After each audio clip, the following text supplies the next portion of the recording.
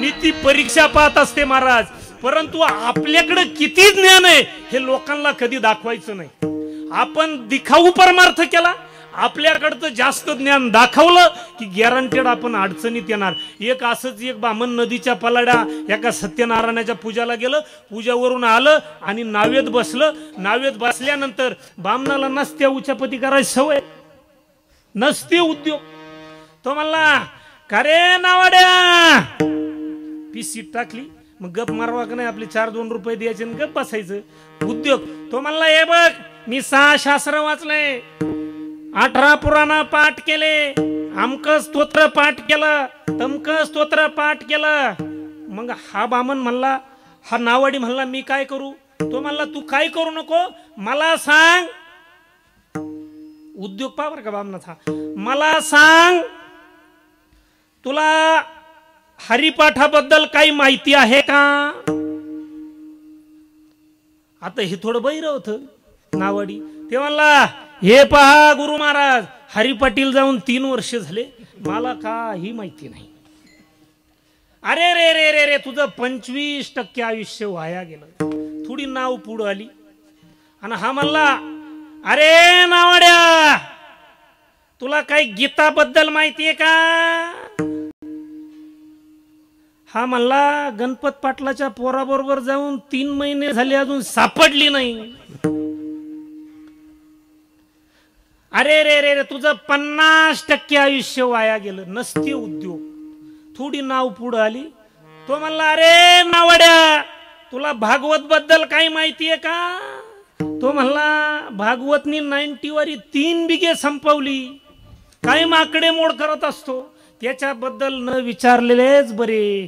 अरे रे रे रे रे, तुझं 75% आयुष्य व्यर्थ गेलं। परत थोडी नाव पुढं आली, याचं डोकं सरकलंच, म्हणला नसताना डोकं खालं या बामणानी। नाव नेमकी भावऱ्याजवळ आली आणि अशी अशी झाली। तो म्हणला ओ गुरु महाराज, तुम्हाला पोहता येतं का? म्हणे पोहता। तो म्हणे का बरं? अहो गुरु महाराज आता नाव पलटी होणार आहे, पलटी। तो म्हणला नाही बुवा, मला काही पोहता येत नाही, तुझं तूच बघ। नावाडी म्हणला अहो गुरु महाराज, तुमचं 100% आयुष्य जाणार आहे, आता तुम्ही बुडणार आहे, त्यामुळे नसते उद्योग करायचे नाही। आपल्याला जे ज्ञान आहे ते आपल्याच आत्मकल्याणासाठी वापरायचं, जगाच्या कल्याणासाठी नाही। जगाच्या कल्याण संतांच्या विभूती, जगाच्या कल्याण संतांच्या विभूती, जगाच्या कल्याण संतांच्या विभूती, जगाच्या कल्याण संतांच्या विभूती, जगाच्या कल्याण संतांच्या विभूती, जगाच्या कल्याण संतांच्या विभूती, जगाच्या कल्याण संतांच्या विभूती, जगाच्या कल्याण संतांच्या विभूती। हे हो कष्टविधी परोपकारी, उपकारी, हे हो कष्टविधी परोपकारी, कष्टपती परोपकारी, जगाच्या कल्याण संतांच्या विभूती, जगाच्या कल्याण संतांच्या विभूती, जगाच्या कल्याण संतांच्या विभूती, जगाच्या कल्याण संतांच्या विभूती, जगाच्या कल्याण संतांच्या विभूती। म्हणून जेवढे जेवढे संत आले ते संतांच्या चरणामध्ये शरण गेले, राम वशिष्ठांच्या चरणामध्ये शरण गेले, त्यांना सुद्धा गुरु करावा लागला। म्हणून आपल्याला जगाचा मालक सापडायचा आहे ना, आपल्याला गुरुच्या चरणात शरण जावं लागेल। त्यांनी अनुग्रह दिला, नाममंत्र दिला की मग आपल्याला स्वस्वरूपाची ओळख होईल। मग ही स्वस्वरूपाची ओळख होण्यासाठी आपल्याला आईवडिलांची सेवा करावी लागेल। आईवडिलांच्या सेवेशिवाय आपणाला गुरु भेटणार नाही। आणि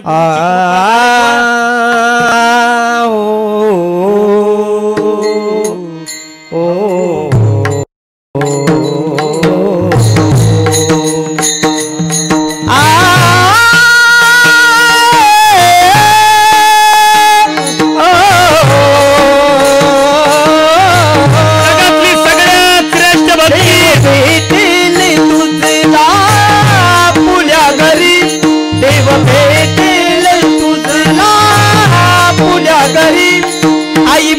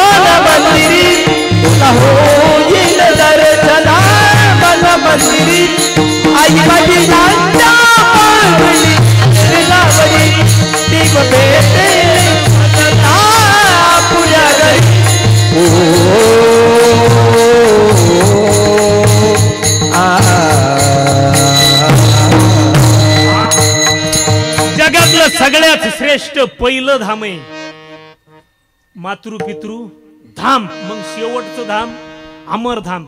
म्हणून मी काय उलट सांगत असतो महाराज, तुम्ही गंटिळा लावू नका, लोकांना दाखवा, परमार्थ करू नका, लय देव चुळीत बसू नका, 12 माळी गाळ्यात घालू नका, पारायण करू नका, पंढरीला जाऊ नका, आळंदीला जाऊ नका, देवळात सुद्धा जाऊ नका, घरातले देव सुद्धा उघळेपर्यंत चुळू नका. जर तुमच्याकडे आई वडील आहे ना, बस त्यांची सेवा करा, तुम्हाला देवाकडे जायची गरज नाही. देव तुमच्याकडे येईल, संतांची कृपा होईल आणि जगाचा मालक भेटेल तो स्वामी अभंगाच्या स्वामी काज गुरु भक्ती हो, हो.